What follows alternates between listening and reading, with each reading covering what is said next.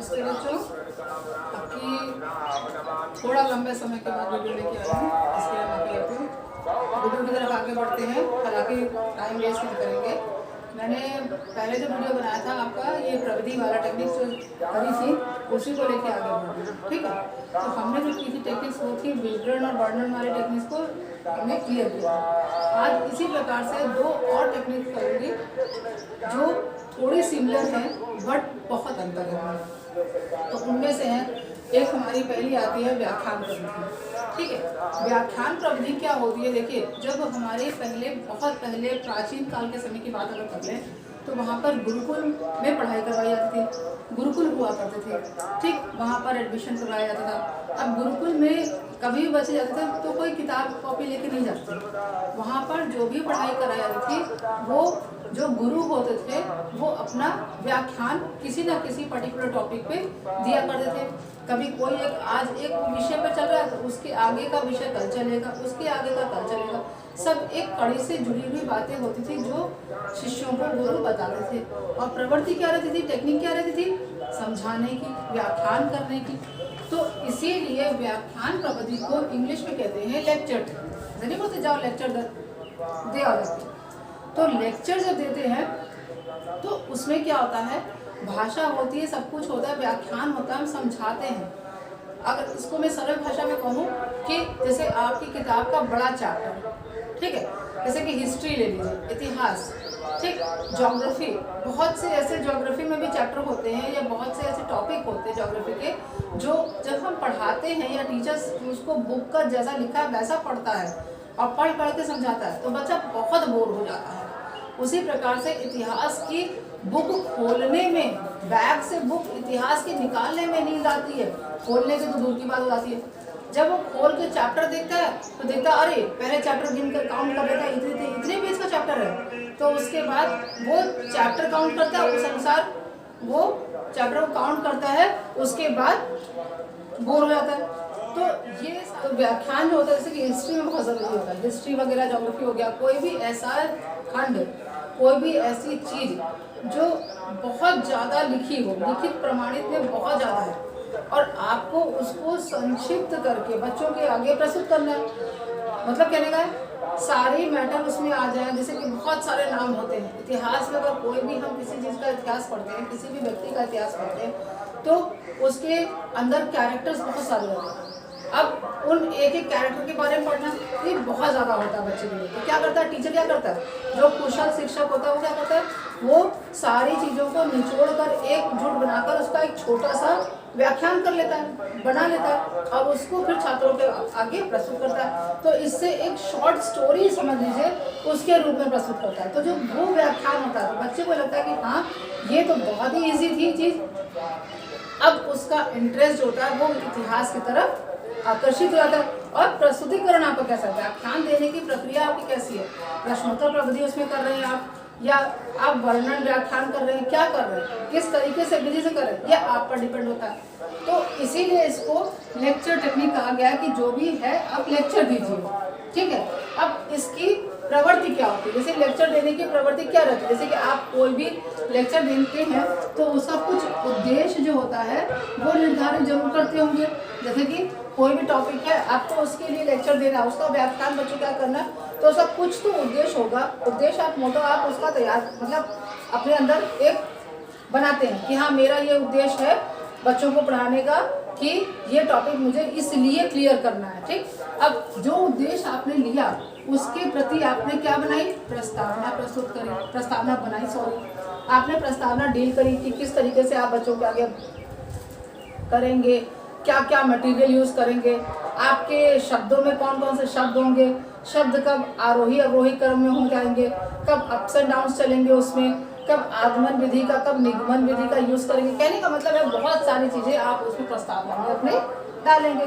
अब उस प्रस्तावना को आप प्रस्तुत करेंगे क्लास में, यानी कि प्रस्तुतिकरण करेंगे, ठीक। अब प्रस्तुतिकरण जो होता है वो किस रूप में करेंगे, उदाहरणों का रूप तैयार करेंगे, उदाहरणों का रूप कि उदाहरण आप अपने आप में तैयार करेंगे, भाई कौन उस पर्टिकुलर टॉपिक के लिए कौन सा उदाहरण सटीक रहेगा, ये भी तो मालूम होना चाहिए कि वहाँ जाके एकदम से इमीडिएट अगर आप उदाहरण लगाते हैं और वो उदाहरण आपका उसके अकॉर्डिंग नहीं बैठता, गलत हो जाता है, तो बच्चा कंफ्यूजन में आ जाएगा। तभी आप उदाहरणों के रूप को तैयार करेंगे और फिर उसी उदाहरणों को का आप प्रस्तुतिकरण करेंगे। ठीक, अब ये जो चीज है आपकी, ये जो है इसका क्या कर रहे हैं हम, आवृत्ति करेंगे। आवृत्ति इन द सेंस आप इसको फिर से उदाहरणों के द्वारा इनको प्रस्तुत करेंगे, विभिन्न उदाहरण देंगे, 1 2 4 5 6 7, जहां तक आपको लगे सुटेबल। जब तक बच्चा नहीं समझ पा रहा है तब तक उदाहरणों के द्वारा प्रस्तुतिकरण करेंगे।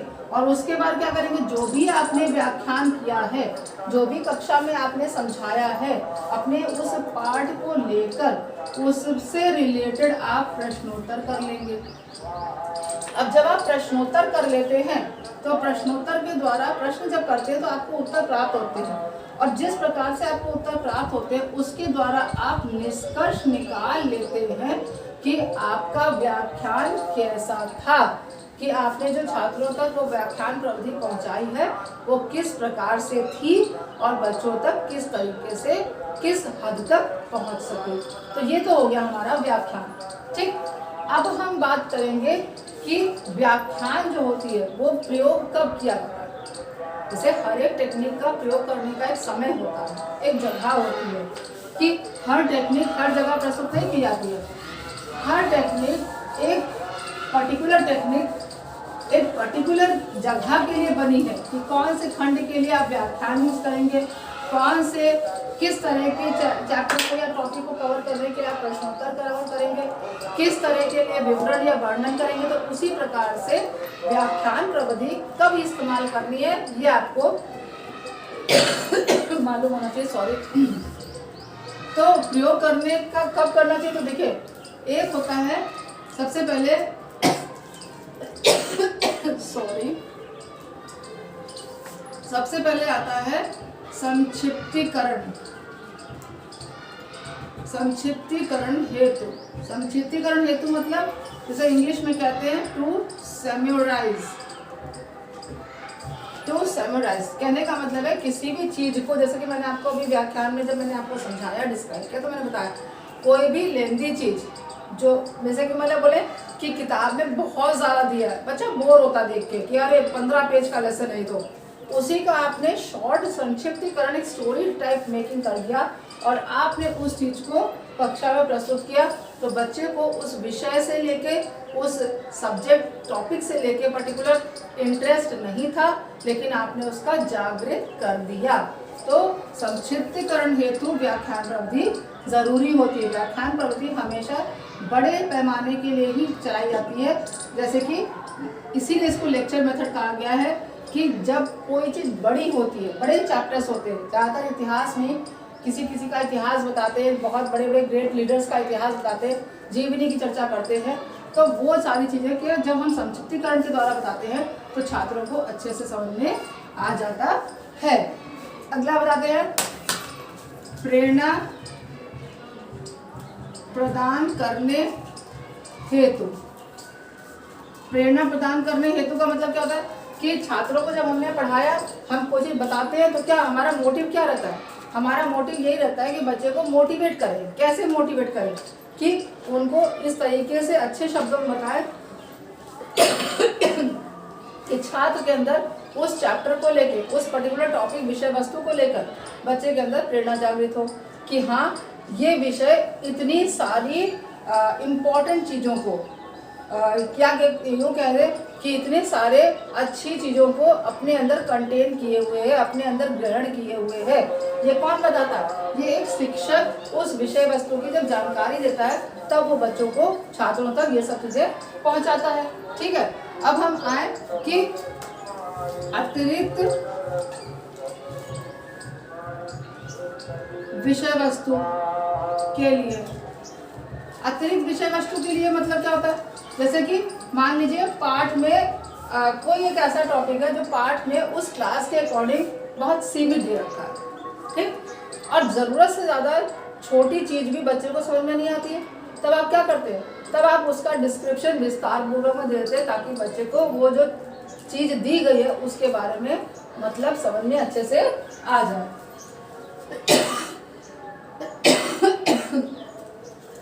नेक्स्ट पर आते हैं तो समय बचाने हेतु। समय बचाने हेतु मतलब जैसे कि बड़ा चैप्टर है, आज आपने एक पैराग्राफ पढ़ा, क्लास खत्म हो गई, आगे से दूसरे दिन पढ़ा, तीसरे दिन पढ़ा, चौथे दिन पढ़ा। अब इस तरह से जब इतिहास के चैप्टर बहुत बड़े बड़े होते हैं, अब वो चैप्टर कवर करने में बहुत दिन लग जाते हैं। जैसे कि मैथ्स में ही ले लीजिए, एक एक एक्सरसाइज में बहुत से सम दे दिया थे, कभी कभी 20-20 सम दे दिया थे कि सारे सॉल्व करो, तो प्रैक्टिस में बचा आता है। तो हम समय बचाने हेतु तो क्या करते हैं, किसी एक फॉर्मूला के आधार पर अगर 5 सम है तो उस फॉर्मूला को बिल्कुल क्लियर करवाते हैं बच्चों से, ताकि उस पर आधारित के अन्य 5 प्रश्नों को बच्चा स्वयं करने पर अपने आप तत्पर हो जाए। तो उससे क्या होता है, समय बचता है। तो उसी प्रकार से सॉरी, आज बहुत खांसी हो रहा है। तो उसी प्रकार से सारे चैप्टर को कवर करने के लिए संक्षिप्तीकरण जब कर देते हैं, जब व्याख्यान प्रवृत्ति का अप्लाई करते हैं, तो उसके कारण जो पूरा चैप्टर अगर 5 दिन लगेगा तो वो हमारा चैप्टर 1 दिन में व्याख्यान प्रवृत्ति के आधार कवर हो जाता है। इससे क्या होता है, समय की बचत हो जाती है। अब आगे बढ़े तो स्पष्ट करने हेतु,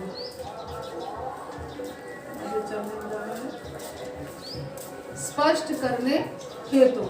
अब स्पष्ट करने हेतु जैसे कि मान लीजिए कुछ ऐसी बारीकियां होती है जिनको हम एक बहुत बड़े बड़े लेसन में कुछ ऐसे छोटे छोटे कैरेक्टर्स भी होते हैं जिनके बारे में डिनोट ज़्यादा नहीं करते, लेकिन जब हम व्याख्यान करते हैं तो उन छोटे कैरेक्टर्स को भी उनमें इन्वॉल्व कर देते हैं और उनके बारे में भी वहाँ पर व्याख्या कर देते हैं, ताकि बच्चों को कोई भी छोटा कैरेक्टर भी हो वो छूटने नहीं पाता है। तो इसी प्रकार की अन्य विषय वस्तु वाली बातें जो विषय से जुड़ी होती है, कनेक्ट होती है, वो सारी हम व्याख्यान के अंदर ले आते हैं, ताकि छात्रों को समझने में कठिनाई ना हो।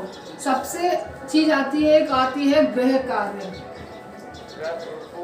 देखिए टीचर गृह कार्य बहुत देते हैं, ठीक। ज्यादातर आपने टीचरों को देखा होगा कि क्या कहेंगे कि आज जो हमने कक्षा में पढ़ाया है,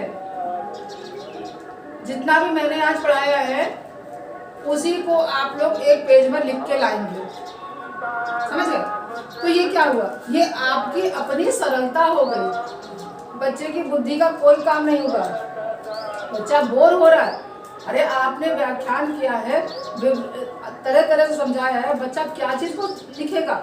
तो आपका प्रश्न जो होता है गृह कार्य हेतु, आपको व्याख्यान प्रवृत्ति के अंदर गृह कार्य नहीं दिया जाता। व्याख्यान प्रवृत्ति से रिलेटेड में जब उसकी एक्सरसाइज आती है तब आप उससे जुड़े कार्य को देते हैं, ना कि ये कह के कि जो आज हमने समझाया क्लास में उसी को अपने शब्दों में लिख के लाइए, ये नियम नहीं कहता है।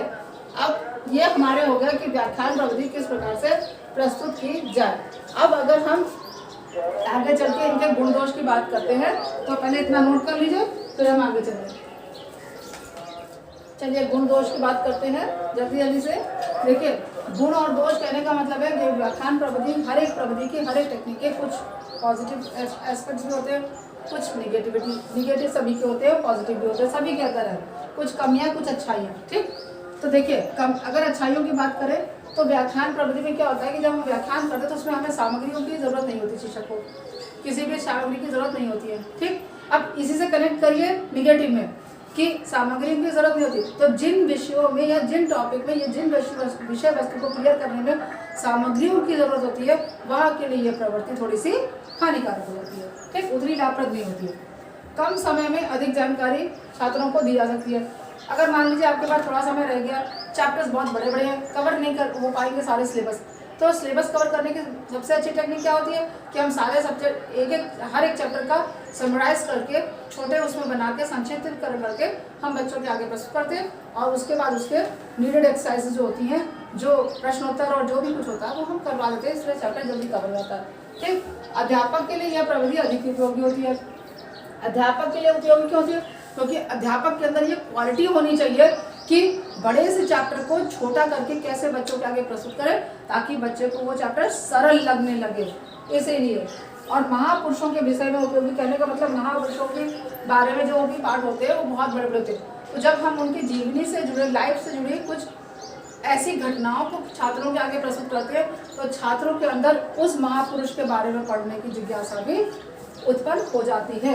अब हम दोषों को बात करें कि व्याख्यान प्रवृत्ति में टीचर बहुत बोलता है, ठीक, शिक्षक को बहुत बोलना पड़ता है, तो इससे क्या होता है, छात्र जो होते हैं वो क्या हो जाते हैं, निष्क्रिय हो जाते हैं।